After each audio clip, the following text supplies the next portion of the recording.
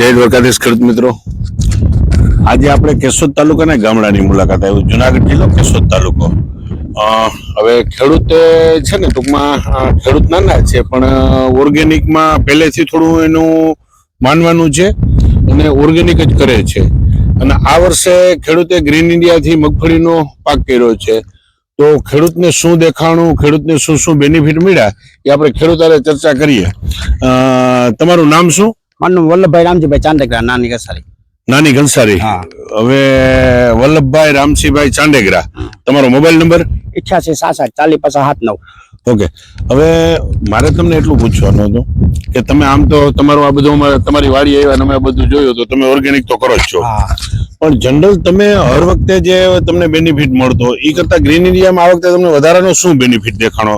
Green ઇન્ડિયામાં એક જ છે કે આપણે ખર્ચો ઓછો થયો, હાવ બિલકુલ નહીવત. ઓકે. ને ઉત્પાદન જે કેમિકલ ની હારવાર થઈ જાય.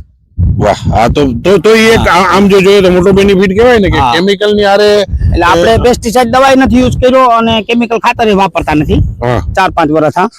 અને મને એવું એક ભાઈ મિત્ર મને જણાવ્યું કે ભાઈ તમે ગ્રીન ઇન્ડિયા વાપરો, એટલે મેં આ વખતે પાયામાં જ વાપરી નાખ્યું. પછી 2 વાર છંટકાવ કરી દીધો, હજી ત્રીજો છંટકાવ ચાલુ જ છે. બરાબર.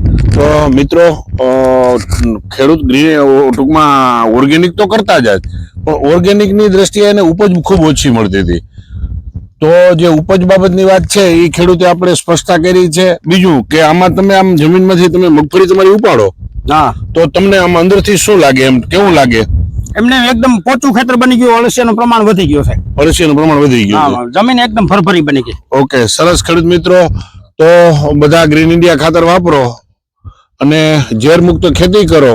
અને બીજું કે તમારે બીજી રીતે મૂંઝાવાની જરૂર નથી કે તમે રાસાયણિક ખાતર ને રાસાયણિક દવાનો ઉપયોગ કરો ને તો રિઝલ્ટ એટલે કે જે તમને ઉત્પાદન મળે એની સાથે જ મળશે. એમાં કોઈ જાતનું ટેન્શન લેવાની જરૂર નથી. આપણે તો બિલકુલ ઉપયોગ જ નથી કર્યો. હા, તોય તમને રાસાયણિક ને આરે ઉત્પાદન મળે તો મોટી વાત ન કહેવાય? બહુ સરસ કહેવાય એમ. ઓકે ખેડૂત મિત્રો, બધા ગ્રીન ઇન્ડિયા ખાતર વાપરો અને ઝેર મુક્ત ખેતી કરો.